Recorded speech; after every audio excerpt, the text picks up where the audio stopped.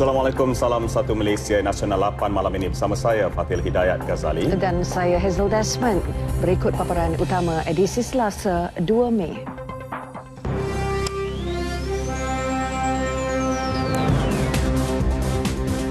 Ketua gangster tunggu masa untuk dicekup. Bahrain teroka peluang sektor tenaga dan kewangan.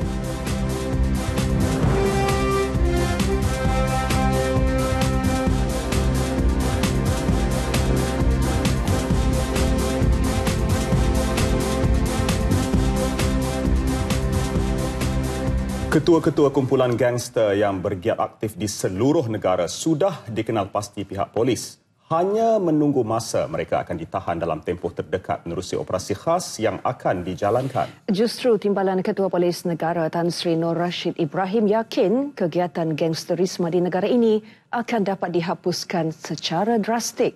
Ketika ini, polis menjalankan siasatan lanjut sebelum menahan mereka di bawah Akta Kesalahan Keselamatan Langkah-Langkah Khas 2012 atau SOSMA. Hampir 40 ahli geng 24 dan 36 telah ditahan sekitar Butterworth, Pulau Pinang dan Kuala Lumpur. Pada masa sama, pihak berkuasa juga sedang mengenal pasti ahli-ahli kumpulan kongsi gelap lain untuk diambil tindakan.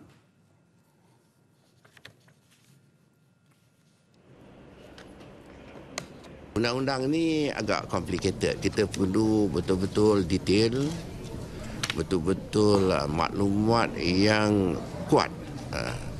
Sebabnya apabila kita dakwa mereka ini, mereka tidak akan diberi jamin oleh mahkamah. Sehingga kes mereka selesai perbicaraan. So, atas sebab itu kita perlukan masa untuk kita kumpulkan segala bukti yang ada. Berhubung penahanan beberapa pelajar yang dipercayai terlibat dengan geng kongsi gelap baru-baru ini, beliau menjelaskan kumpulan berkenaan dikenakan tindakan mengikut kanun keseksaan. Tan Sri Nur Rashid menyatakannya di Ipoh, Perak selepas majlis serah terima tugas Ketua Polis Negeri itu yang baharu, Datuk Hasnan Hassan, yang menggantikan Datuk Sri Abdul Rahim Hanafi. Dalam perkembangan lain, Tan Sri Nur Rashid mendedahkan lebih ramai ahli sindiket dadah akan turut ditahan susulan penahanan dua individu yang dikenali sebagai Raja Dadah Malaysia oleh pihak berkuasa Thailand minggu lalu. Hubungan kerjasama erat antara pihak berkuasa kedua-dua negara membolehkan operasi mematahkan rangkaian sindiket berkenaan dapat diteruskan. Dan saya percaya pihak kita pun telah berhubung dengan pihak Thailand. Dan apa juga maklumat-maklumat yang telah diperolehi oleh pihak Thailand akan menjadi satu maklumat yang amat berguna kepada pihak Jabatan Siasatan Jenayah Narkotik PDRM untuk kita meneruskan operasi di dalam negara kita. Beliau mengulas penahanan dua individu yang bertanggungjawab dalam penyeludupan ratusan kilogram dadah ke negara ini. Dua kertas siasatan dibuka pihak berkuasa susulan penahanan dua beranak yang didakwa mendera tiga pembantu rumah warga Indonesia di Taman Saujana, Bukit Katil, Melaka Sabtu lalu. Jelas Ketua Polis Negeri itu, Dato' Abdul Jalil Hassan, kedua-dua suspek disiasat mengikut Seksyen 324 Kanun Keseksaan serta Seksyen 12 Akta Anti Pemerdagangan Orang dan Anti Penyeludupan Migran 2007. Polis telah mendapat perintah reman 7 hari bermula semalam untuk wanita berusia lingkungan 50-an dan anak lelakinya itu bagi membantu siasatan.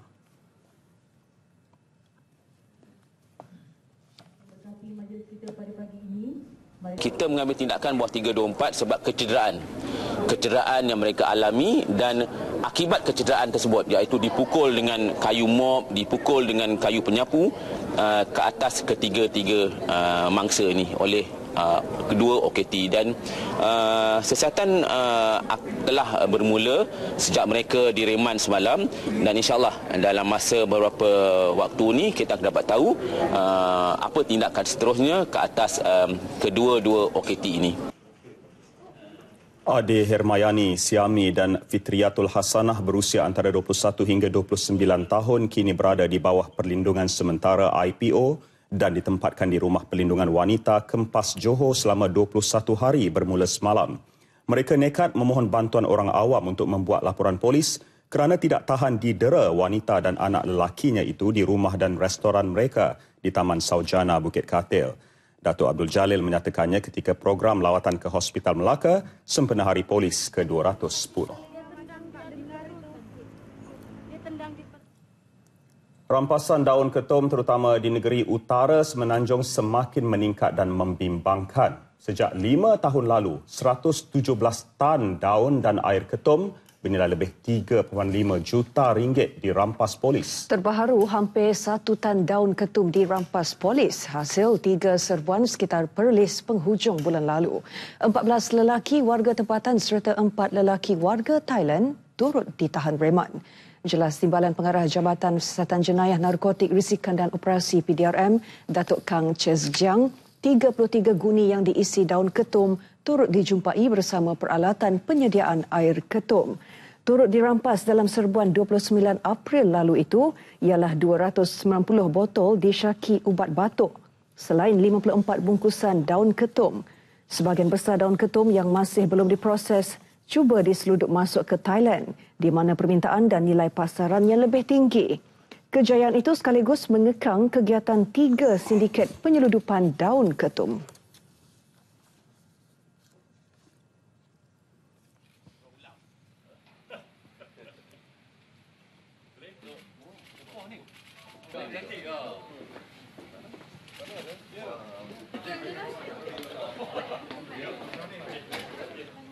Kita tidak boleh membagi peluang untuk diorang bertindaklah. Walaupun daun ketum ni adalah dipanggil soft drug pasal di bawah akta racun, kita bertindak macam dadah itu adalah dadah itu hard drugs, macam syabu ke atau heroin ke macam tu.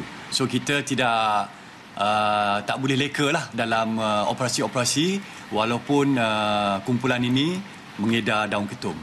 Kita sentiasa menganggap bahawa kumpulan ini boleh menjadi agresif kalau kita tidak bertindak agresif. Turut dirampas pelbagai mata wang berjumlah RM3,058. Kes disiasat di bawah Akta Racun 1952. Masih dengan isu ketum, di Melaka, seorang penganggur mengaku salah di Mahkamah Magistrate Air Keroh atas tuduhan memiliki daun ketum bulan lalu.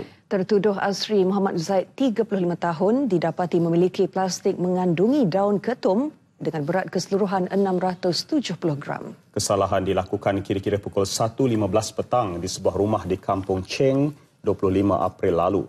Dituduh mengikut Seksyen 30-3 Akta Racun 1952, tertuduh membuat pengakuan di hadapan Magistrate Analia Kamarudin. Terdahulu, Timbalan Pendakwa Raya Shazrin Nadia Sakban memohon hukuman ditangguhkan sementara menunggu laporan kimia dan menawarkan jaminan RM4,000. Selepas mendengar rayuan kedua-dua pihak, mahkamah membenarkan jaminan RM1,500 dengan 2 penjamin.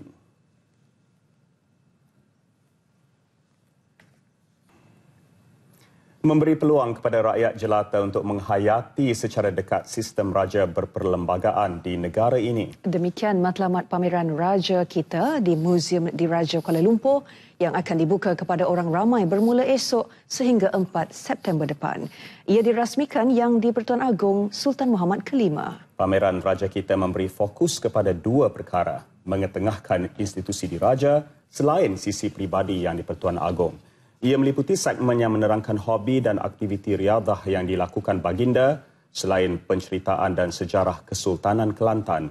Peralatan yang digunakan ketika Hari Pertabalan Yang di-Pertuan Agong baru-baru ini turut dipamerkan. Keberangkatan Yang di-Pertuan Agong diiringi Timbalan Perdana Menteri Datuk Seri Dr. Ahmad Zahid Hamidi, Menteri Komunikasi dan Multimedia Datuk Seri Dr. Salih Tun Said Keruak dan Timbalan Menteri Pelancongan dan Kebudayaan Datuk Mas Ermiyati Samsudin.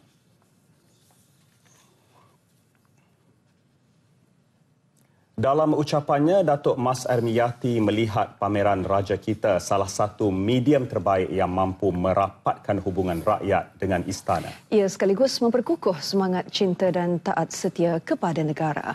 Sistem demokrasi berparlimen dan raja berperlembagaan mempunyai kuasa, fungsi dan ciri-ciri tersendiri.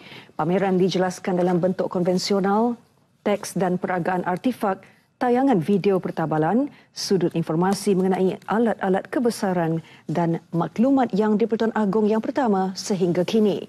Pameran menggunakan kaedah realiti maya 3 dimensi dengan kerjasama Kementerian Komunikasi dan Multimedia.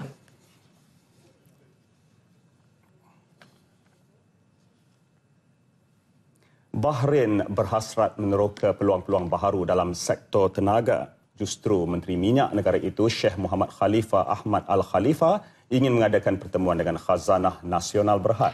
Ia salah satu usaha kerajaan Bahrain dalam mempelbagai ekonominya selain mengembangkan lagi hubungan ekonomi semasa antara negara itu dengan Malaysia. Dalam perbincangan sejam bersama Menteri di Jabatan Perdana Menteri Datuk Seri Abdul Rahman Dahlan di Putrajaya, beliau turut memaklumkan yang kerajaan Bahrain sedang meneroka potensi kerjasama dalam sektor keuangan Islam. Tumpuan khusus kepada pembentukan struktur dan standard piawaian bagi merangsang pertumbuhan industri keuangan Islam di Malaysia dan Bahrain. Kerajaan Bahrain turut meluahkan rasa minat untuk bekerjasama dengan Petronas melalui perkongsian pengetahuan dan pengalaman dalam sektor pengedaran gas. Malaysia pula mempelawa Bahrain meneroka potensi dengan membawa masuk dan membuka institusi keuangannya ke Tun Razak Exchange, TRX.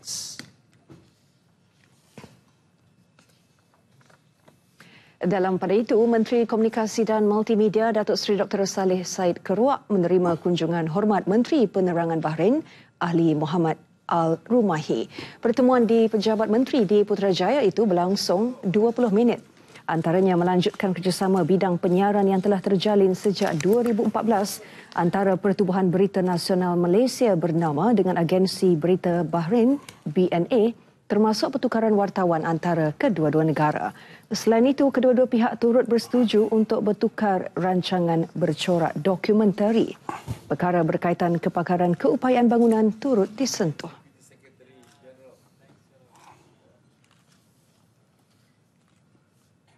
Terdahulu, Sultan Pahang Sultan Haji Ahmad Shah berkenan mengadakan pertemuan dengan Raja Hamad Isa Al-Khalifah di sebuah hotel terkemuka di Ibu Negara. Perjumpaan kira-kira 45 minit itu turut dihadiri Menteri Pertahanan Datuk Seri Hishamuddin Tun Hussein selaku Menteri Pengiring selain delegasi Bahrain yang lain. Semalam, Raja Hamad dianugerahkan beret merun kehormat dan sayap penerjunan kehormat dari Brigade 10 Para serta turut diraikan pada Majlis Santapan Negara di Istana Negara. Lawatan baginda julung kalinya diadakan sejak Kuala Lumpur, Manama menjalin hubungan diplomatik pada tahun 1974. Selepas Malaysia, Raja Hamad dijangka ke Brunei Darussalam bagi melengkapkan siri lawatan baginda ke rantau Asia Tenggara.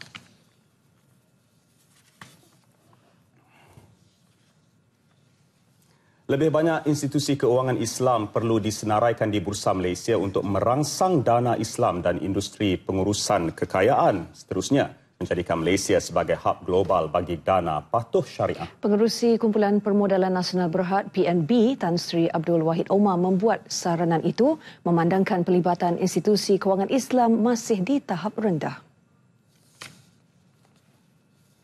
Banyak dana-dana patuh syariah yang boleh melabur dalam iShares mereka.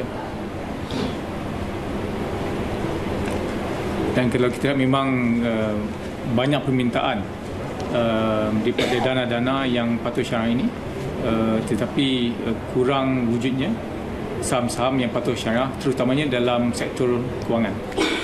Finance sector memang kurang. Saya sebutkan tadi hanya at this moment 6%. Tan Sri Abdul Wahid merasmikan Forum Dana Islam Antarabangsa dan Pengurusan Harta di Gombak. Jelas beliau daripada 672 sekuriti patuh syariah yang disenaraikan di bursa tempatan, hanya 2 daripada sektor kewangan iaitu BIMB Holdings Berhad dan Syarikat Takaful Malaysia Berhad. Kekurangan institusi kewangan Islam yang disenaraikan boleh menimbulkan cabaran besar kepada industri, terutama bagi syarikat pelaburan berkaitan kerajaan yang dijangka menyediakan dividen patuh syariah kepada pelabur Islam.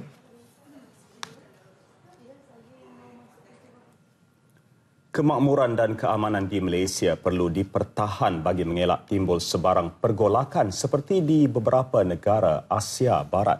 Jelas Timbalan Syekh Universiti Al-Azhar Mesir, Profesor Dr. Abbas Shuman, pergolakan di beberapa negara Islam perlu dijadikan iktibar kerana ia memberi kesan langsung kepada umat Islam. Menurut Profesor Dr. Abbas lagi, kemakmuran dan keamanan di negara ini memberi pelbagai kelebihan kepada Malaysia, khususnya pembangunan ekonomi sekaligus menjamin kesejahteraan dalam kalangan ummah.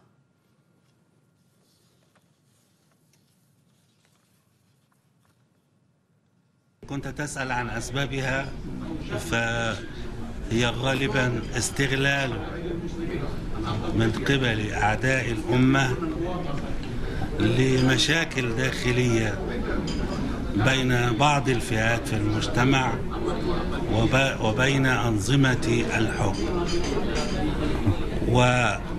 ومحاولة إظهار هذا الخلاف على أنه خلاف ديني. Semua negara Islam juga perlu mempunyai resolusi bersama dalam semua aspek sekaligus mempertahan kekuatan ummah. Profesor Dr. Abbas menyatakannya selepas menyampaikan ucap tama sempena Seminar Antarabangsa Wasatiyah 2017 di Pusat Konvensyen Antarabangsa Putrajaya PICC. Seminar Anjuran Institut Wasatiyah Malaysia Jabatan Perdana Menteri itu berlangsung selama 3 hari dengan tema Fiqh Wala' dan Ta'at, peranannya dalam mensejahterakan negara.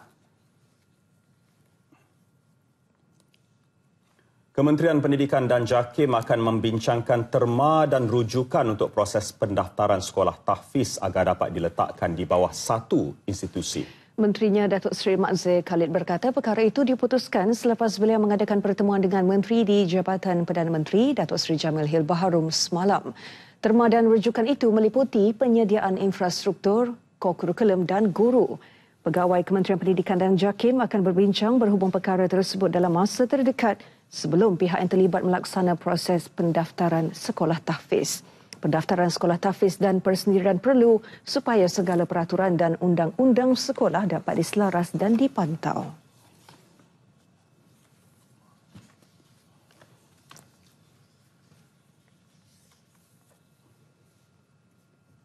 Saya mention clear kita cadangkan dia register bawah JAKIM lah. Kalau JAKIM terima sebagai ketua pendaftar, so JAKIM akan kena pergi every state just to inform state.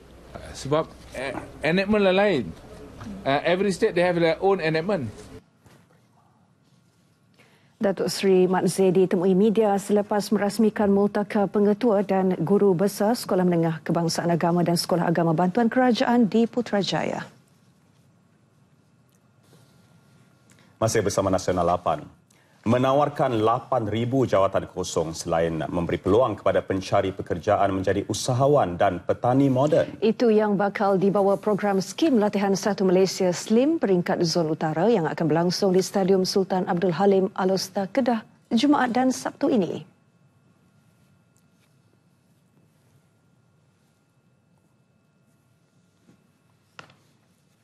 $70 gerai jualan termasuk perkhidmatan servis motosikal dan gerai kesihatan disediakan untuk pengunjung. 60 syarikat akan mengambil bahagian antaranya Khazanah Nasional, Maybank, Selcom, Tenaga Nasional Berhad dan Lembaga Tabung Haji. Program kali keempat untuk tahun 2017 ini menampilkan kelainan kerana dianjurkan bersama Festival Keusahawanan dan Industri Asas Tani. Berasaskan pertanian. Dan kita perlu mengekalkan pertanian tersebut, terutamanya padi dan sebagainya. Jadi kita nak juga beri latihan-latihan untuk entrepreneur agriculture. Industri sawah ini memerlukan orang muda untuk memasukinya. Tetapi bukanlah nak jadi pesawah, ordinary pesawah biasa ni. Ya, kita nak mereka yang ada skill, nak jadi pengurus-pengurus estate padi, menjadi pilot-pilot untuk drone, ya, yang menawarkan gaji hingga RM2,000 sebulan. Ya, dan tapi nak jadi semua ini memerlukan skill. Ya, jadi kita tawarkan mereka untuk mereka lihat option ini alternatif kepada memasuki skim latihan 1 Malaysia. Untuk edisi di Alostar, 15,000 pengunjung dijangka hadir dalam usaha meningkatkan tahap keboleh pasaran diri dengan mendapatkan peluang pekerjaan dan latihan yang sesuai.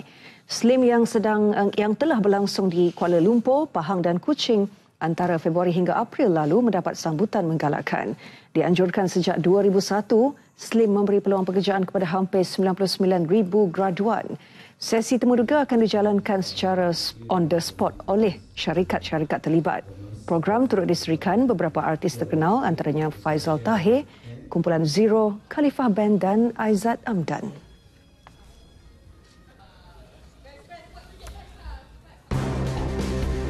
Tiga lelaki ditahan bongkar sindiket edar dadah terbesar di Pahang. Paparan lanjut seketika nanti. Bertemu kembali. Operasi kapal auksiliari Tun Azizan Katas Pangkalan Laut Mudah Alih di perairan timur Sabah kini dikendalikan Tentera Laut Diraja Malaysia TLDM. Sejak beroperasi Julai 2015, pengoperasian kapal itu dikendalikan MISC Berhad menerusi lantikan pegawai pemerintah yang diserap sebagai pasukan simpanan sukarela TLDM. Pegawai pemerintah TLDM pertama kapal itu ialah Komander Muhammad Hafiz Faisal yang mengambil alih daripada Komander Muhammad Nazri Sharif. Majlis serah terima tugas berlangsung di Markas Pangkalan Operasi Hadapan Sandakan. Ia disaksikan Timbalan Panglima Armada Timur, Laksamana Pertama Datuk Saifuddin Kamarudin. Katas Cetusan Inovasi Strategi Lautan Biru Kebangsaan. Ia kapal kargo terbiar yang diubah suai kepada Pangkalan Laut Mudah Alih menerusi inisiatif Petronas bersama MISC dan Malaysia Marine Heavy Engineering. Tujuannya untuk meningkatkan pengawasan keselamatan maritim termasuk membendung pencerobohan dan kegiatan penculikan di perairan timur Sabah. Sementara itu, Laksamana Pertama Datuk Saifuddin mengingatkan warga TLDM agar sentiasa peka terhadap perkembangan teknologi dan isu geostrategik serantau. Sebagai barisan hadapan benteng pertahanan negara, sangat penting untuk warga TLDM kekal berada di hadapan baik dari segi teknologi, keupayaan dan kesedaran. Skuad tindakan khas bakal ditubuhkan Kementerian Perdagangan Dalam Negeri, Koperasi dan Kepenggunaan KPDN-KK dalam memerkasa tindakan dan operasi. Untuk peringkat awal, 70 pegawai penguatkuasa akan menjalani latihan di beberapa lokasi tertentu. Pegawai berkenaan mengikuti kursus khas bagi mempertingkat kemahiran, pengetahuan dan sikap dalam laksana tugas selain persediaan kepada pasukan penguatkuasa untuk berdepan kegiatan jenayah perdagangan yang semakin canggih dan licik. Majlis pelancaran dijangka dibuat dalam tempoh terdekat oleh menterinya, Datuk Seri Hamzah Zainuddin.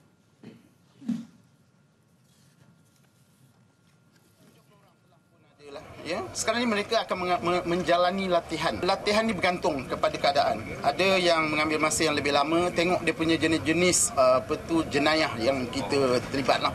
Kalau jenis yang mudah tu mungkin seminggu pun dah melebihi daripada cukup. Tetapi memandangkan keadaan bisnes sekarang ini lebih canggih, moden dan licik, kita nak pastikan mereka menghadiri kursus-kursus yang lebih lebih teliti. Ketua Setiausaha KPDN-KK Datuk Seri Jamil Saleh menyatakannya selepas merasmikan Majlis Penutup Kursus Asas Penguatkuasaan Siri 1 2017 di Pusat Latihan Pasukan Gerakan Am Ulu Kinta. 116 pelatih berjaya menamatkan latihan sejak sebulan lalu.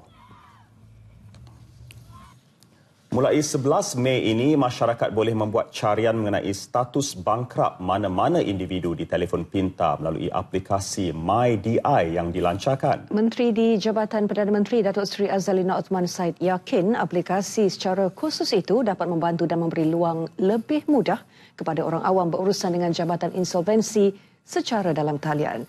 Ia sekaligus membantu dan memudah cara semakan status kebangkrapan terhadap individu atau status penggulungan terhadap syarikat.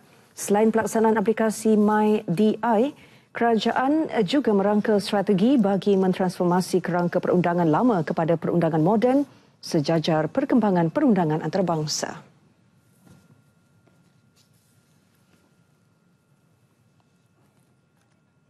Satu sistem yang lebih people friendly. Saya masa pembahasan Dewan Rakyat, Dewan Negara, banyak ahli-ahli parlimen, Dewan Rakyat, Dewan Negara menimbulkan isu bahawa pegawai insolvensi kat kaunter tu terlampau banyak sangat file yang dia nak settle, yang kadang-kadang discharging proses tu takes a lot of time, turun naik pejabat. Jadi saya telah mengarahkan Ketua Pengarah Insolvensi untuk upgrade sistem supaya kalau sistem nak release dan sebagainya, kita boleh buat online, hanya pergi ke jabatan for final endorsement. That will be the fasa kedua. Fasa pertama ni kita buat the application for your status search to know whether you are bankrupt or not. Datuk Seri Azalina menyatakannya pada sidang media selepas majlis pelancaran aplikasi MyDI dan jelajah rang Undang-Undang Kebangkrapan Pindaan 2016 di Putrajaya. Aktiviti pengedaran dadah terbesar di Pahang tahun ini terbongkar dengan penahanan 3 lelaki di Kuantan dan Maran. Ketua Polis Pahang, Datuk Rosli Abdul Rahman mengesahkan tangkapan pertama melibatkan penahanan 2 lelaki di tepi lorong Bukit Setongkol. Pihak polis merampas 4.5 kg dadah jenis heroin dan 1.2 kg dadah jenis syabu.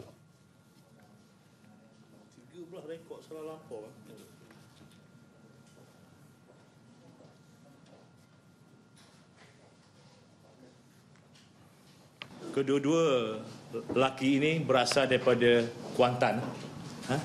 Dan bekalan yang mereka peroleh ini, mereka peroleh daripada Muar Johor. Dan kita juga telah membuat ujian air kencing ke atas kedua-dua mereka ini dan didapati kedua-duanya positif dadah. Sementara itu, di lokasi kedua di hentian Plaza Tol Chenor Maran, polis berjaya menahan seorang lelaki dan merampas 3.7 kg dadah jenis heroin, 0.5 kg dadah jenis syabu dan 500 pil Aramin 5. Suspek yang positif dadah jenis amfetamin itu ditahan reman selama seminggu di bawah Seksyen 39B Akta Dadah Berbahaya 1952 dan Seksyen 15-1-A Akta Dadah Berbahaya 1952. Isu penggunaan kaedah tangkapan ikan yang menyalahi undang-undang dipandang serius Jabatan Perikanan Kelantan. Ia memandangkan jabatan berkenaan menerima purata 5 aduan sebulan kes salah laku, antaranya melibatkan kaedah tuba serta penggunaan alat renjatan elektrik di sungai-sungai sekitar negeri itu. Setiap aduan diambil maklum dan pemantauan sentiasa dilakukan memandangkan kebanyakan kes dilaporkan di Pasir Mas dan Kota Baru. Penggunaan kaedah itu bukan hanya menjejaskan ekosistem sungai untuk tempoh jangka panjang, malah mengakibatkan kepupusan ikan. Perikanan ini sebab sumber ini sekali kita tubuh ataupun gunakan elektrik akan hapus makan masa yang lama lah untuk apa? Pulih semula kan. Jadi punca pendapatan kepada nelayan akan terancam lah. Beliau terdahulu hadir program penyampaian agihan pendapatan projek kluster ternakan ikan air payau kepada 10 peserta melibatkan jumlah RM44,580 di Pantai Kundo, Kota Baru. Sementara itu, Ketua Sukarelawan Perikanan Super Kelantan Hazahar Mat Sanisah mencadangkan pihak kementerian agar dapat memperluas peranan sukarelawan super untuk turut sama terlibat dalam mencegah penyalahgunaan hasil tangkapan ikan di sungai. Kementerian untuk buat satu pembincangan lah maklum untuk menubuhkan super darat. Disebab ada super lah orang takut. Jadi kita dulu banyak berceroboh. Menekan kita tubuh super, jabatan tubuh super tidak ada ceroboh sekarang ni. Ketika ini hampir 1,200 sukarelawan super di seluruh Kelantan hanya menumpukan aspek pencegahan salah laku nelayan dan pencerobohan nelayan asing di lautan.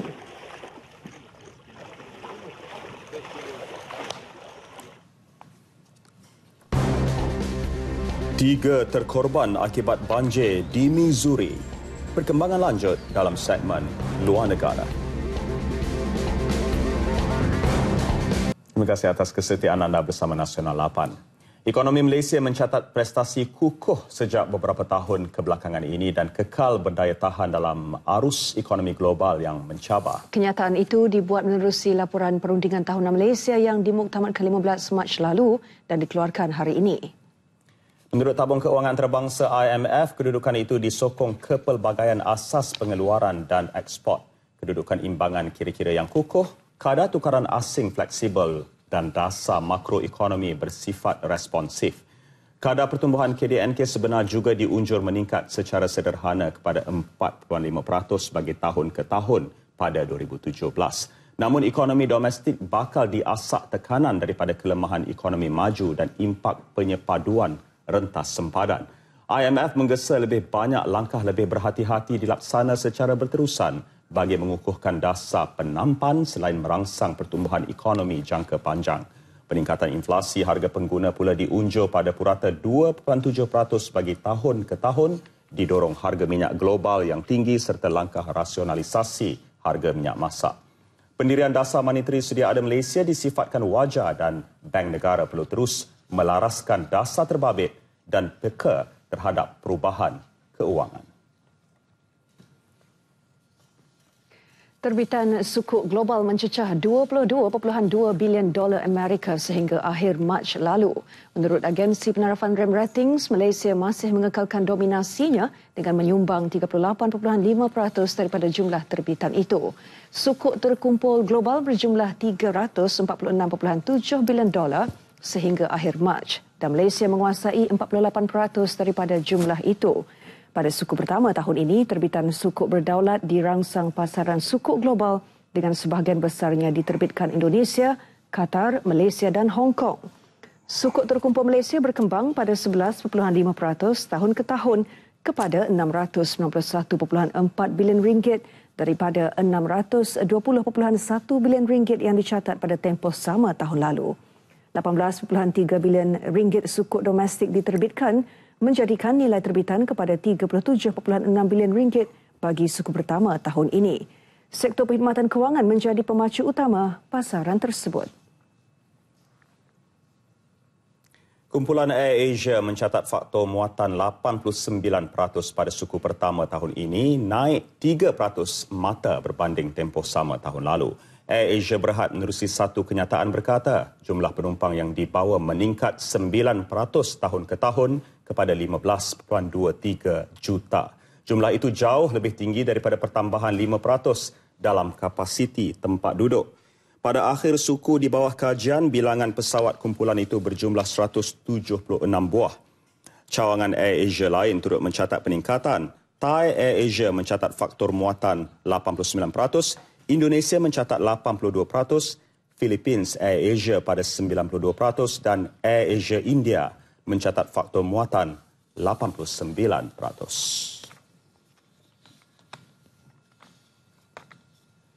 Kementerian Perusahaan Perdagangan dan Komoditi menyasarkan peningkatan sehingga 30% tanaman sawit di seluruh negara yang akan mendapat pensijilan minyak sawit mapan Malaysia MSPO tahun ini.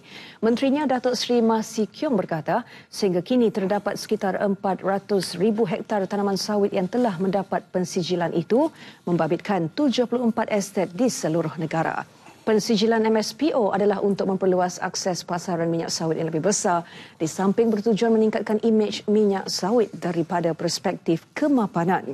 Ini berikutan resolusi Kesatuan Eropah EU yang menghalang penggunaan bahan api bio berasaskan kelapa sawit menjelang 2020.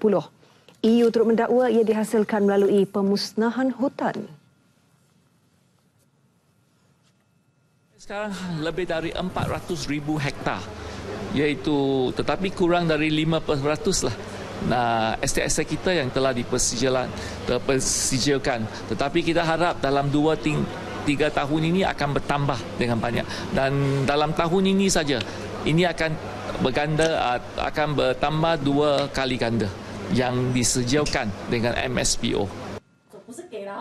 Ekspor minyak sawit meningkat sebanyak 28.5% kepada 22.8 bilion ringgit bagi tempoh Januari hingga Februari tahun ini berbanding tempoh sama tahun lalu.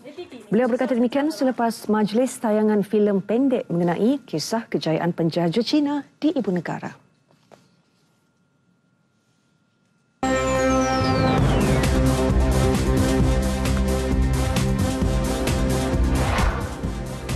4 pasukan dipotong mata.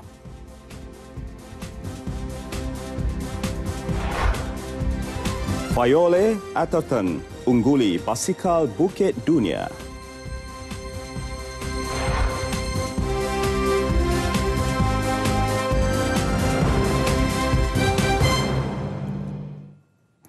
Empat pasukan Liga Malaysia, 2 daripada Liga Super dan 2 daripada Liga Premier dipotong 6 mata berkuat kuasa serta-merta. Kelantan, T-Team, Perlis dan Angkatan Tentera Malaysia ATM terpaksa menerima padah itu selepas gagal melengkapkan dokumen pendaftaran Liga, antaranya menyelesaikan tunggakan gaji pemain, KWSP, Perkeso dan LHDN selepas tempoh diberikan Football Malaysia LLP, FMLLP berakhir. Ketua Pegawai Eksekutifnya Kevin Ramalingam berkata, tindakan tegas terpaksa diambil setelah beberapa tempoh diberikan kepada semua pasukan termasuk penghantaran notis. Tindakan itu juga berdasarkan peruntukan sedia ada di bawah Perkara 43 Peraturan Pertandingan Manual Liga Malaysia 2017.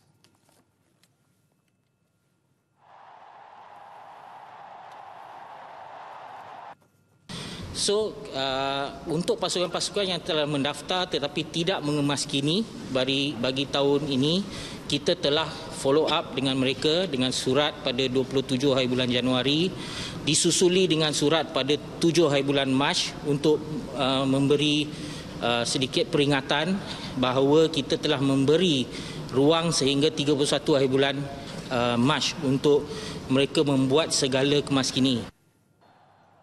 Bagaimanapun menurut beliau, keempat-empat pasukan terlibat masih layak untuk beraksi dalam saingan Piala Malaysia musim ini. Sekali lagi beliau menegaskan sekiranya pasukan terlibat masih gagal menyelesaikan isu berbangkit sehingga 31 Oktober depan, tindakan penyingkiran ke divisyen lebih bawah musim depan mungkin dikenakan. Kevin bercakap dalam sidang media di pejabatnya di Damansara Perdana. Dalam perkembangan sama, Kevin berkata kesemua 4 pasukan terlibat tidak boleh mendaftarkan pemain-pemain baharu sekiranya tidak melakukan perkara yang dinyatakan sebaik tingkap perpindahan pemain dibuka 15 Mei ini. Bagaimanapun mereka boleh membuat pertukaran pemain dengan hasil daripada pengurangan pemain sedia ada yang melibatkan penjimatan kepada keuangan pasukan. Mengenakan satu hukuman ataupun mengambil langkah yang tegas, kita mahu juga pasukan-pasukan ini dapat kalau mereka boleh membuat percaturan dan merangka pengurusan dengan baik, mereka tetap boleh bertanding, mereka tetap boleh kompetitif. Ya, kita tak mau mencacatkan terus satu pasukan itu.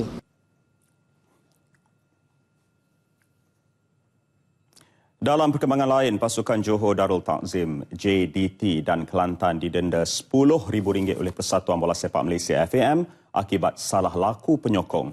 Kedua-dua pasukan itu didenda atas kesalahan penonton yang membaling objek ke dalam padang. Dalam satu kenyataan, pengerusi Jawatan Kuasa Tata Tertib FAM, Datuk Baljit Singh Sidhu menjelaskan denda berkenaan membabitkan aksi JDT dan Melaka di Stadium Tan Sri Hassan Yunus Lakin pada 9 April lalu. Manakala denda ke atas Kelantan pula membabitkan pertembungan dengan JDT di Stadium Sultan Muhammad Keempat, Kota Baru pada 12 April. Berdasarkan pertuduhan, penyokong JDT didapati membaling objek berupa gulungan risit ketika perlawanan JDT menentang Melaka. Sementara penyokong Kelantan pula membaling botol pada perlawanan Kelantan menentang JDT. Dan ini pula susulan insiden media elektronik tidak dibenarkan membuat liputan di Stadium Darul Makmur. Football Malaysia FMLLP kesal dengan insiden itu dan jelas pelanggaran peraturan telah pun berlaku. Dalam satu kenyataan, FMLLP amat serius mengenai insiden yang berlaku. Ini kerana pihak media dan liputan yang diberikan adalah medium dan komponen penting dalam bola sepak Malaysia. Kenyataan berkata FMLLP akan mengambil tindakan sepatutnya bagi memastikan kesemua pihak yang terlibat menyedari betapa seriusnya perkara yang telah berlaku itu. FMLLP amat kesal perkara tersebut dan memohon maaf kepada pihak media, penyokong dan semua pemegang tiket yang telah dikompromi dengan pelbagai cara termasuk kekurangan liputan untuk perlawanan berprofil tinggi seperti itu.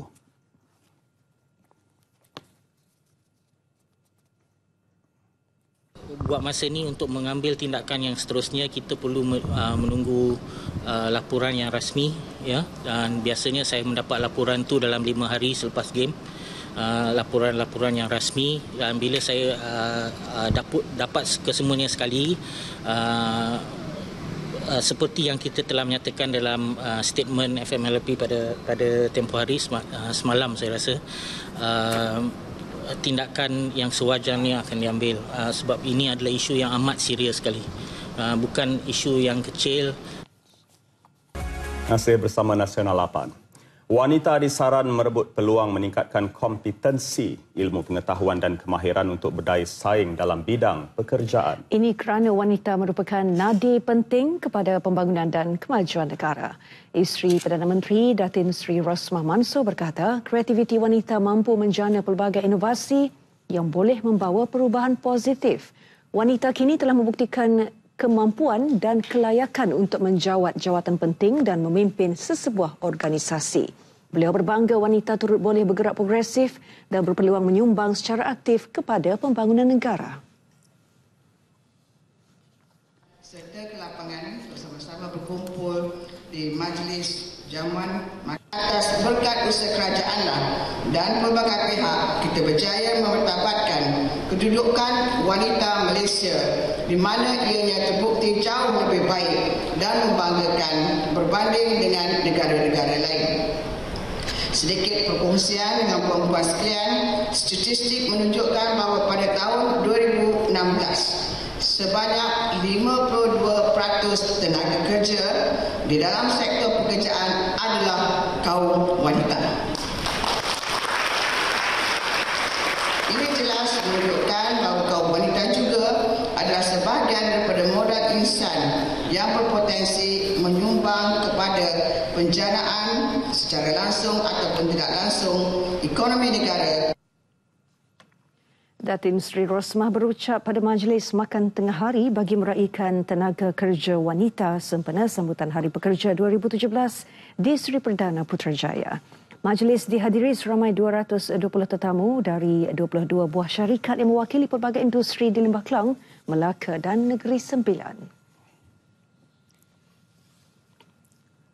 Sambutan Hari Peladang, Penternak dan Nelayan Kebangsaan HPPNK 2017 yang bakal diadakan pada 28 September hingga 1 Oktober depan dijangka mencatat jualan antara 20 juta hingga 30 juta ringgit. Menurut Menteri Pertanian dan Industri Asas Tani, Datuk Seri Ahmad Syabri Cik, acara yang buat pertama kali diadakan di Tapak Expo Pertanian Malaysia Serdang itu turut mensasarkan kehadiran 500,000 pengunjung. Optimis sasaran tersebut mampu dicapai memandangkan HPPNK kali ini diadakan serentak dengan 3 acara lain iaitu Malaysia Food Festival MyFF, Livestock Malaysia dan Malaysia International Agro-Tourism Exhibition MIATE. InsyaAllah saya rasa dapat kerana kita telah menggabungkan 4.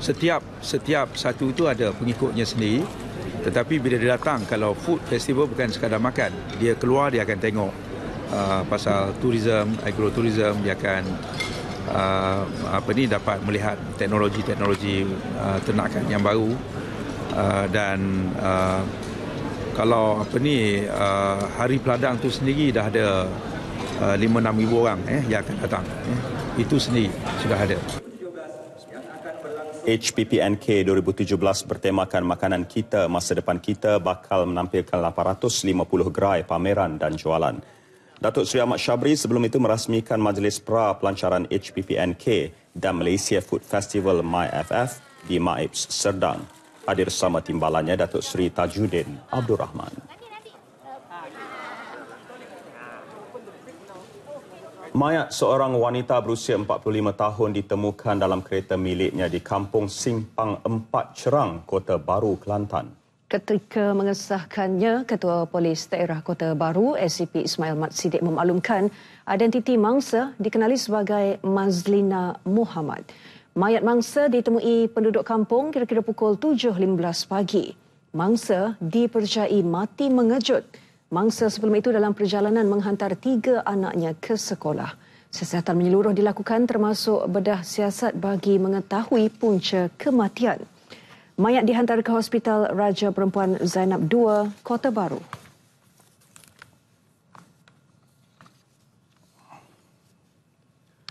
Jenazah juru audio unit kamera multimedia RTM Allahyarham Mahmud Alias selamat dikebumikan di tanah perkuburan Raudatul Sakinah Batu Muda Selangor pukul 2.30 petang tadi. Jenazah dimandi dan dikapankan di Hospital Kuala Lumpur HKL, kemudian dibawa ke Masjid Al-Taqwa PPR Kampung Baru Air Panas Tapak untuk disembahyangkan. Menurut anak ketiga arwah, Muhammad Kamal, keadaan bapanya agak ceria ketika berkumpul bersama ahli keluarga sempena hari cuti umum semalam. Bagaimanapun pada awal tengah malam, Allahyarham mengadu sesak nafas.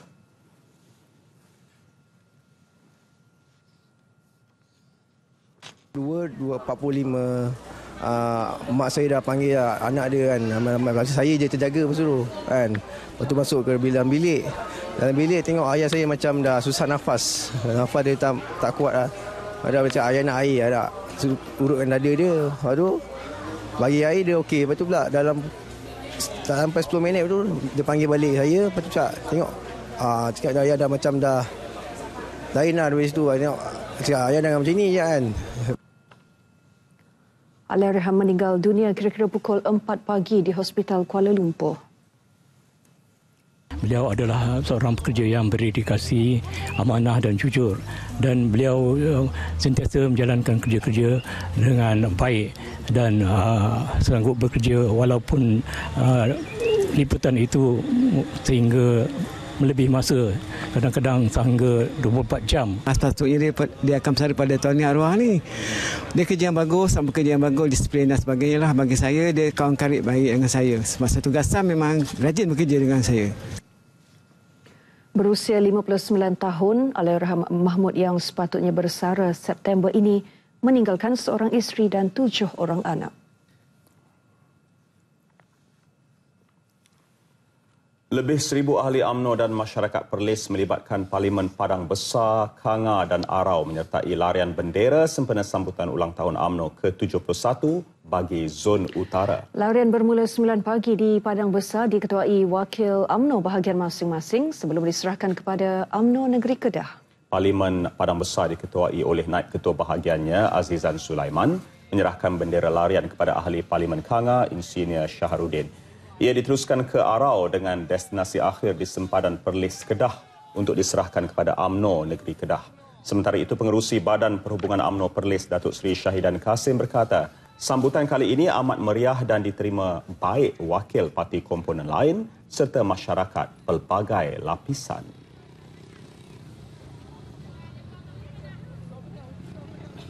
Ada semua. Ketua Pemuda, Ketua MIC, Ketua MCA ada di belakang. Kita ada kawan-kawan daripada Kampung Onsiam. Kita ada daripada UMNO. Kita ada daripada pelajar-pelajar dan sebagainya. Semua ni digembelingkan tenaga sebab UMNO ni bukan untuk UMNO saja. UMNO adalah untuk rakyat. Kena ingat tu.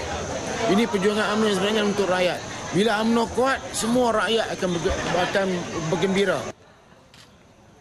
Larian bendera UMNO melibatkan jarak sejauh 42 km dan akan diserah kepada UMNO Negeri Kedah yang diketuai Menteri Besarnya, Datuk Seri Ahmad Bashar Mat Hanifah. Baiklah, Nasional 8 berakhir di sini. Sebelum berpisah, kita saksikan kembali visual sekitar pameran Raja kita di Muzium Diraja Kuala Lumpur. Yang di-Pertuan Agong Sultan Muhammad ke-5 berangkat merasmikannya yang mula dibuka kepada orang ramai esok hingga 4 September depan. Raja dan rakyat sesungguhnya berpisah tiada. Dengan itu, Assalamualaikum. Salam satu Malaysia.